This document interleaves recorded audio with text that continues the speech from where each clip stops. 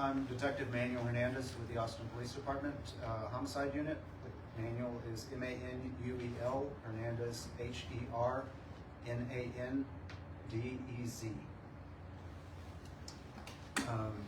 On Monday 25th, 2024 at approximately 10:58 p.m., APD officers responded to a shoot-stab hotshot at 414 East Wonsley Drive. Upon arrival on scene, officers located a male victim with multiple gunshot wounds. The male was pronounced deceased on scene and identified as Xavier Jones Sr. The initial investigation showed multiple unknown armed suspects forced entry into the apartment by shooting out the rear sliding glass door. Once inside, the suspects assaulted a female resident, pointed a gun at a child, and stole cash and jewelry from Jones before fleeing the scene. Over the next 2 months, multiple APD detectives worked relentlessly to identify the persons responsible for the death of Xavier Jones. Through a combination of help from the affected communities, investigative techniques, and tips received through the Capital Area Crime Stoppers program, investigators were able to identify 6 people involved, and arrest warrants for capital murder were issued for each person. On January 29th, the U.S. Marshals Lone Star Fugitive Task Force began operations resulting in the apprehension of 5 of the 6 subjects. The 6th person was confirmed to already be in Travis County Jail for an unrelated violent offense. At the time of the murder, 5 of the 6 people involved had previously been released from jail and were under court supervision for unrelated violent offenses. This case remains an active investigation, and anyone with additional information is asked to contact the Austin Police Department at 512-974-TIPS, or you can submit your tip anonymously through the Capital Area Crime Stoppers program by visiting austincrimestoppers.org or calling 512-472-8477. Thank you.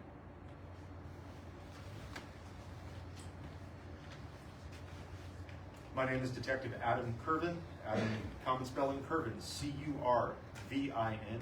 I'm a member of the Lone Star Fugitive Task Force and Austin Police Department's Tactical Intelligence Unit.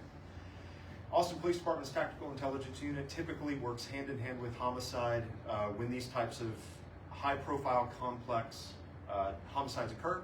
We assist with data gathering, analysis of open source information to include social media, and any kind of street intelligence that we can get through confidential informants and other sources. We conduct covert surveillance in cars that do not look like police cars and in clothing that does not look like police clothing. And the reason being is a lot of these investigations are in their infancy and there is not enough to issue an arrest warrant based on the preliminary information. Through the efforts of the Tactical Intelligence Unit in working in hand with the Capital Area Crime Stoppers, we were able to build a pretty compelling case on the subjects shown on the screen, to include all the resources that I mentioned and some that are still under investigation and still in process. When it came time to execute these warrants, when it became known that all of our potential suspects were identified, we transitioned to our partners at the Lone Star Fugitive Task Force to apprehend all and, as best as possible, preserve any outstanding evidence that occurred. Seeing as how the apprehensions occurred nearly 2 months after the initial offense, there was a high likelihood that a majority of the evidence had already been disposed of or had changed hands. But in an effort to preserve the investigation to the best of our ability, we coordinated a simultaneous arrest operation for the 5 outstanding suspects. As Detective Hernandez said before, one of them was already in Travis County custody. We began in the early morning hours and systematically arrested one person, executed a search warrant, moved on to the next, executed a search warrant, moved on to the next, executed a search warrant. A coordinated and complex operation that could not have been done alone and could not have been done without the very effective cooperation of our federal partners. I'm going to pass it on to U.S. Marshal Brandon. Good morning. My name is Brandon Fila, spelled B-R-A-N-D-O-N. Last name Fila, that's F as in Frank, I-L-L-A. I'm a public affairs officer here in the Western District of Texas, as well as a Deputy U.S. Marshal assigned to the Lone Star Fugitive Task Force. We're here today standing here with the Austin Police Department because the Austin Police Department requested our assistance immediately after the warrants were obtained here in the Austin Municipal Court for five of the 6 individuals that were outstanding here in the local community. Tactical intelligence unit with the Austin Police Department immediately came to our office the day that these warrants were in hand and requested our assistance. Not only that, but the tactical intelligence unit also provided us with an abundance amount of information that helped us be very successful. And when I talk about successful, is we were able to apprehend and remove these individuals from your city within 24 hours. That was a 2-day span. We started on the 29th mid-morning and finished up the following morning with an individual that was arrested as he was there for sentencing at the Travis County Courthouse. So these individuals, as I look at, there were 5 individuals that were reported to us with felony warrants, and it was for capital murder. They had an extensive criminal history. I'm not going to pin anything down on anybody specific because this still is a pending investigation. But I can tell you that we knew that there was some type of gang association that was very broad, what I'd call more of like a hybrid model. These individuals just really floated around with someone with some type of organized activity. And as you can see in this particular case, they went after an individual after they were following his social media to where he had probably approximately $50,000 in cash or some type of value, being a gold diamond plated watch in cash and diamonds and stuff like that. So I believe that, according to the affidavit, that was their intent. We knew that the murder weapon was still outstanding, as well as I talked about the extensive criminal history where they've had run-in with law enforcement before. And these individuals range from the age of 20 to 22 years of age. And they were spread out as well. The intelligence unit here with the Austin Police Department advised that they would be in North Austin as well as South Austin. So we were able to look into that information and saturate this Austin area with about 27 to 30 task force officers that really helped us to be able to succeed in this case. And it's very important to note it's able to get these individuals as fast as possible so that one doesn't go on the run for a long time, right? And we can get these into custody as fast as we possibly can. But not only that, during those arrests, there was no further incident reported, no types of incidents reported for injuries to law enforcement or any personnel that we arrested.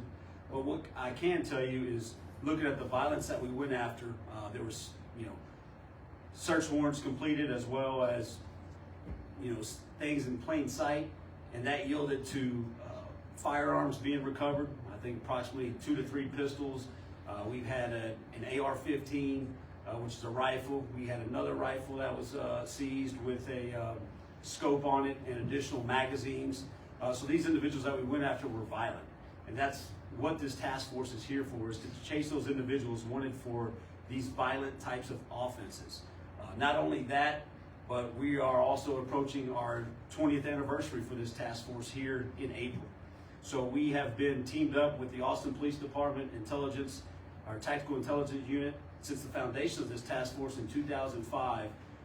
Just right below our feet in the basement is where this task force was really a foundation of it, as Austin Police was our first partner, to where 2 decades down the road, we're still fighting what we were intended to fight, and that was to fight this crime and put these individuals behind bars. Because unfortunately, in this incident, we want to bring closer to the victim's family, and that's our priority. That's our primary goal in this. But as we can look, as the names that we've arrested, just to kind of give you a span. Cameron Perkins, age 22, was arrested in the 1500 block of East Tower Lane. Lawrence Jones, 22, and Rihanna Farillas, 21, was arrested in 1100 block of Pearl Retreat Lane. We had John Willard Jr., 20, was arrested in the 5900 block of East Stastney Lane. And on January 20th, Judarian Forbes, 20, was arrested at the entrance of the Travis County Courthouse by the Travis County Sheriff's Office screening deputies at the direction of the Lone Star Fugitive Task Force. That was the last individual that we had learned had some type of hearing that morning at the courthouse, and we notified the screening personnel that he may be coming through. That concludes my statement. We can open up to questions. We'll bring Detective Hernandez up. If you have a question for someone else, just let us know. You guys can raise your hand if you do have any questions. Yeah, Jamal and then Angela. Detective Hernandez, I think it was mentioned that this possibly was gang affiliated or gang related. Is there any other relation, I guess, or any other crimes stemming from what you might feel this gang or affiliation were involved in? If you have any crimes like that you feel like you think they may have committed or you're investigating with that group? As far as the specific individuals that are involved in this case, I am not aware of any pending charges at this time. Angela? So how did you guys narrow down that it was these 6 that you had to go after? A combination of a whole lot of things. It basically, and Detective Carvin can probably speak more about this, it started with a Crime Stoppers tip, and it just ballooned from there and ended up with that's how we ended up getting the 6 people. In particular, John Willard, was he out on bail for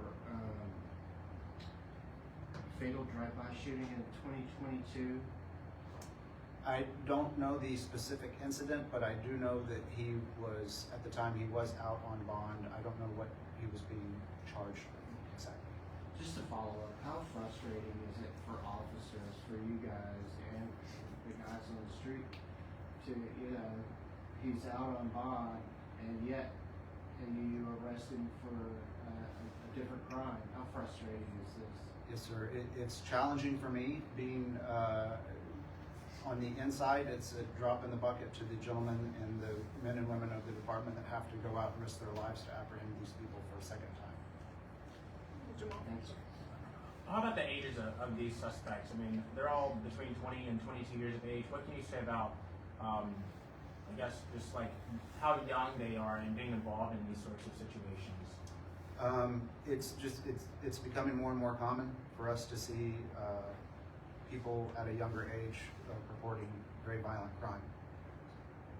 And then a quick follow-up. I know November was a very busy month for homicides here in Austin, and I know that the police department is or was short-staffed around that time. That didn't have any kind of bearing on how long it took this investigation to go on, did it? No, it did not. Adrian? Yeah. What type of content was Saker putting on social media? Of what type of relationship they have to see the content that it was uploading on social media? It wasn't anything that we would consider out of the ordinary. He's just documenting his daily activities, as so many people do on social media. Unbeknownst to him, people were just following that content with malintent. Is there any type of something that you wanted to tell to the people to make prevention of these type of cases?